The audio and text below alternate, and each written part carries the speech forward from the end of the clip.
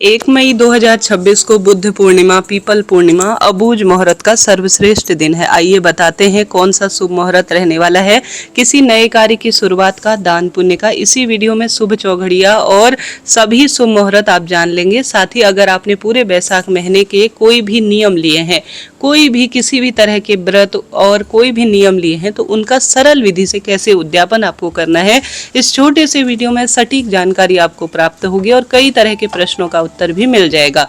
बस आपसे अनुरोध है आप अंत तक बने रहें। जैसा कि आप जानते होंगे, साल में कुछ तिथि होती है जिनका बहुत सुंदर वर्णन मिलता है, उसमें से ही बैसाख पूर्णिमा का वर्णन मिलता है।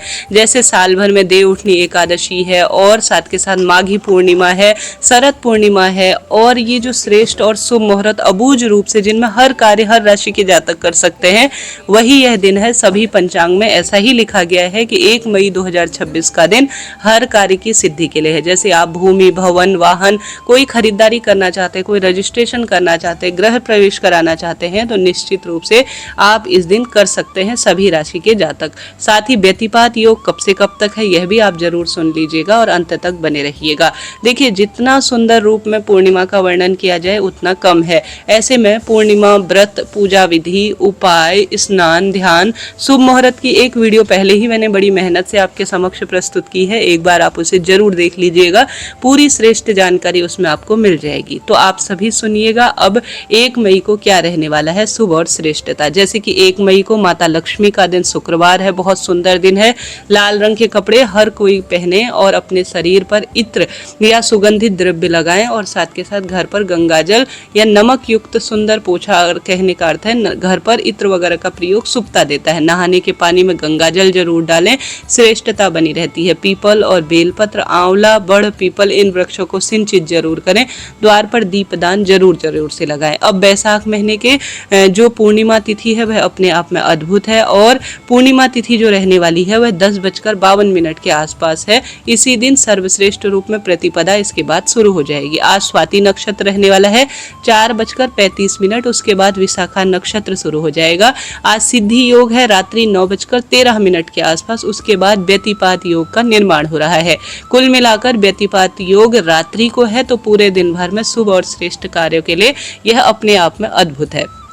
अब राहुकाल का क्या समय रहने वाला है। देखिए, पहले से चलते आ रहे काम या दान पुण्य राहुकाल में करने में कोई दोष नहीं है, परंतु जैसे लंबे समय तक चलने वाले कोई काम होते हैं, जैसे 16 संस्कार के, तो राहुकाल का त्याग करते हैं तो उत्तम रहता है। तो 1 मई 2026 शुक्रवार राहुकाल 10:57 से 12:24 के आसपास तक रहने वाला है। आपकी सुविधा के लिए स्क्रीन पर भी मैंने दिया है। चंद्रमा इस दिन तुला राशि में रहने वाले हैं। प्रिय श्रोताजनों, जैसा कि आप जानते होंगे, अब हमें श्रेष्ठ रूप में शुभ मुहूर्त में कोई नए कार्य की शुरुआत करनी चाहिए।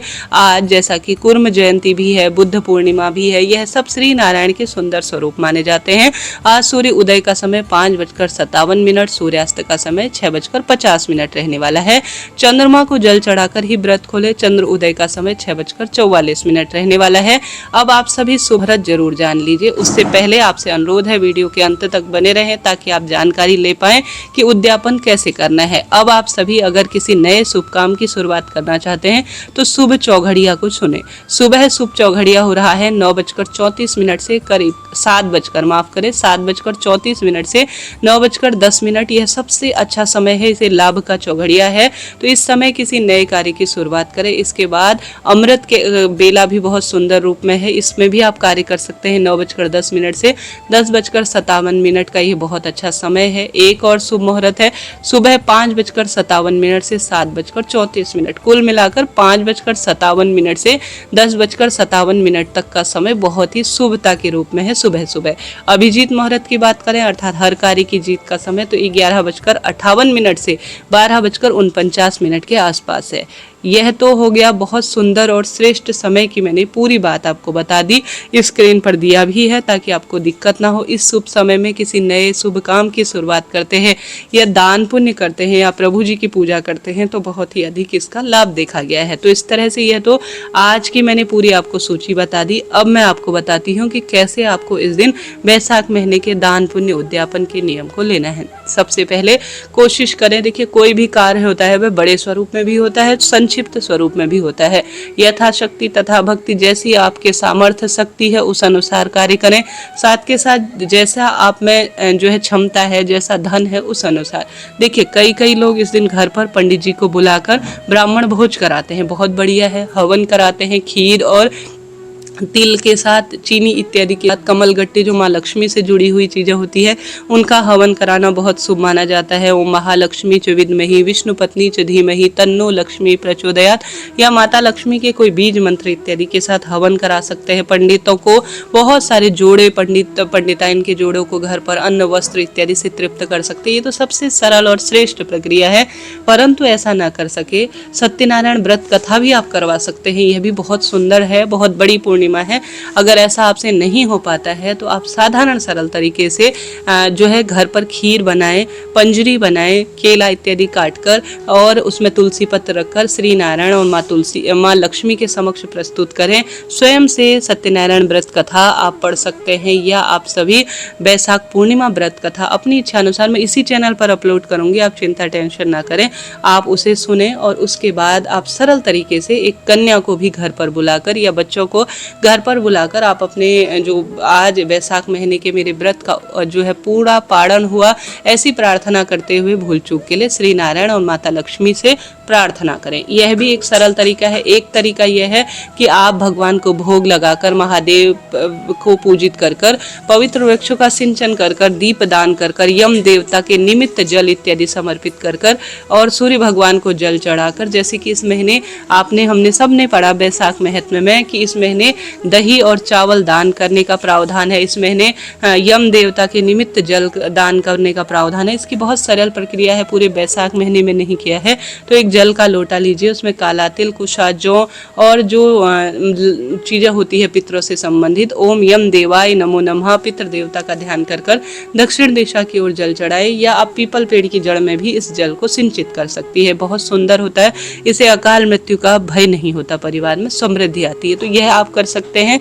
इसके साथ साथ आप ऐसा करें, स्क्रीन पर देख पा रहे हैं आटा, दाल, चावल, वस्त्र, मौसम अनुसार पंखा, आप अपनी इच्छा शक्ति सामर्थ्य अनुसार जो आपसे प्रबंध हो, जैसा प्रबंध आपसे हो सके, एक थाली में चीज़ें रखें या एक थैली में रखें। जो आप खाते हैं वही चीज़ें दान करें। आप दान करने के लिए हल्की चीज़ ले रहे हैं और स्वयं क्वालिटी की चीज़ प्रयोग कर रहे हैं तो ऐसा ठीक नहीं है। थोड़ा दक्षिणा रखकर आप दान करने के लिए जो है पंडित जी को पूरे दिन भर में कभी भी आप देकर आ सकते हैं। थोड़ा दक्षिणा जरूर रखें। धन के बिना किसी भी कार्य की आज की डेट में पूर्ति नहीं है, तो चीज़ों को दान करें, परंतु चुपके से, एक हाथ से दान करें तो दूसरे को खबर ना हो। इस तरह से आपके वैशाख स्नान और कोई भी आपने नियम लिए हैं उसका परिपूर्णता के रूप में यह हो जाएगा। आशा है, उम्मीद है आप इस तरह से करेंगे। कोई भी बात पूछनी हो कमेंट्स में पूछे, आपका अपना चैनल है, सभी प्रश्नों का उत्तर पाएंगे।